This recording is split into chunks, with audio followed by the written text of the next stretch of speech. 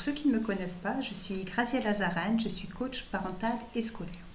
Aujourd'hui, j'ai envie d'aborder avec vous un sujet qui, je pense, va vous parler, notamment concernant la communication verbale avec les atypiques et plus précisément la désynchronisation qu'il peut y avoir entre les mots et l'expression visuelle que vous pouvez dégager lorsque vous vous exprimez auprès de personnes au potentiel. Donc, je pense que vous avez tous eu, plus ou moins dans votre expérience, quelqu'un qui était en train de vous parler avec bienveillance. Malheureusement, la personne ne véhiculait pas une sincérité que vous ressentiez à votre égard. Donc ça, c'est le premier point. On a tous traversé, je pense, ce grand moment de solitude où personne ne comprend notre réaction. Bien évidemment, nous sommes toujours la personne qui pinaillons, nous n'aimons personne parce que dans nos relations, nous sommes quand même des personnes très très exigeantes. Donc il faut quand même mettre un point, je ne dis pas que c'est général, mais dans la majeure partie des personnes au potentiel, il n'y a pas de demi-mesure, c'est tout. Ou c'est rien, mais le juste milieu est quelque chose que nous avons beaucoup de mal à trouver. Donc il y a aussi, nous, l'image que nous pouvons dégager. Pourquoi ? Parce que nous sommes des personnes entières, c'est-à-dire qui, à la base, sommes programmées sans filtre. Je préfère nous appeler comme ça, c'est-à-dire où on a tendance à dire les choses comme on les pense et comme on les ressent. Donc c'est quelque chose qui, dans mon parcours professionnel, parce que pour ceux qui me connaissent, donc j'ai été 15 ans dans le management. Pour les personnes qui me connaissent, ont pu voir que j'étais quelqu'un qui était très très sincère, mais parfois, dans ma manière de parler sans filtre, il m'arrivait de blesser ou de froisser certaines personnes. Donc dans mon parcours professionnel, j'ai eu un mentor qui m'a guidée et qui m'a appris aussi dans mon parcours à trouver le juste milieu. Alors ce que moi je percevais comme de l'hypocrisie il y a quelques années, aujourd'hui, donc on m'a bien fait comprendre, c'est ce qu'on appelle de l'intelligence relationnelle et que l'on pouvait faire passer un message efficace de manière différente. Donc je m'explique. Donc moi, dans ma manière de parler sans filtre, j'étais beaucoup, lorsque je parlais avec mon équipe, dans le jugement inconscient. C'est-à-dire que je pointais, vous n'avez pas fait votre travail, vous n'avez pas appliqué les règles que l'on vous a données. Donc c'était quand même des messages qui cassaient en fait le psychique de mes équipes.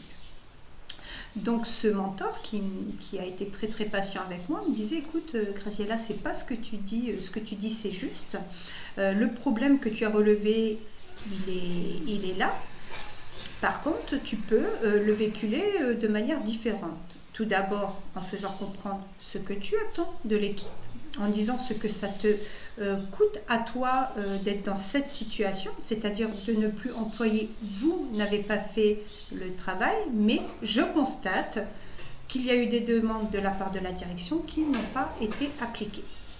Donc après, j'ai réussi donc à réguler le poids des mots, mais il y avait toujours un autre problème.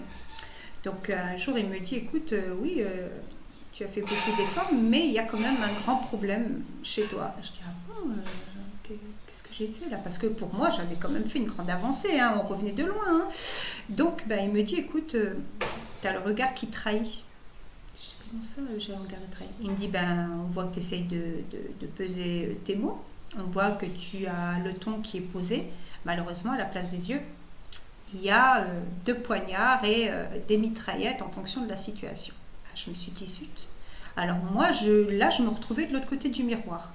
Ce que j'avais du mal à accepter chez les autres, inconsciemment, j'étais moi aussi en train de le faire. Donc ça a été ma première confrontation professionnelle et le cheminement que j'ai fait pour pouvoir améliorer ces 2 points. Les mots, le poids des mots, la manière dont j'étais en train de m'exprimer. Donc la bienveillance, c'est de ne pas employer le tu ou le vous qui va être forcément dans le jugement et l'accusation, mais d'employer ce que vous attendez et ce que vous avez ressenti par rapport à une situation qui n'a pas été appliquée ou un travail qui n'a pas été fait. Donc, manifestez votre mécontentement et réexpliquez ce que vous attendez de vos interlocuteurs. La deuxième partie, donc là, ça concerne l'enfant pur et dur.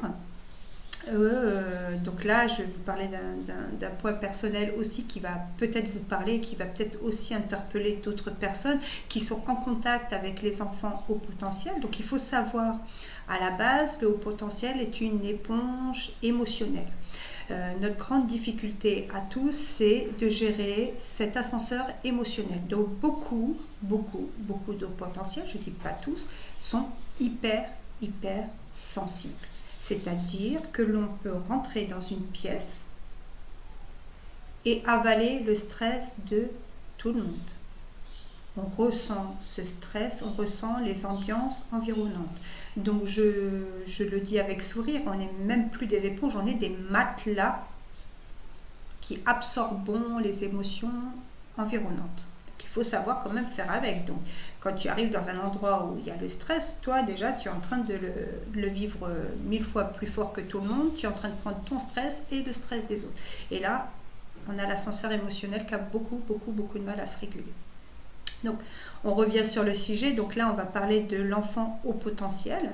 Ben là, on revient à la même chose. Attention à vos expressions.